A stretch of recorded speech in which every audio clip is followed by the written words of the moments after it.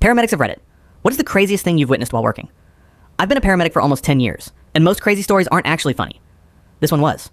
A few years ago, we got a call about a man who had supposedly fallen off a roof. The caller sounded panicked and said the victim was lying motionless in a front yard. We turned on the lights and sirens and rushed to the scene. When we arrived, there was a crowd of neighbors standing around a man lying flat on the grass. Nobody was touching him. Nobody was moving him. Everyone looked terrified. We grabbed our equipment and ran over. The guy wasn't moving at all. I started checking for injuries while my partner tried talking to him. Nothing. No response. The neighbors were convinced he was seriously injured. Then, just as we were about to start loading him onto the stretcher, the victim suddenly sat up.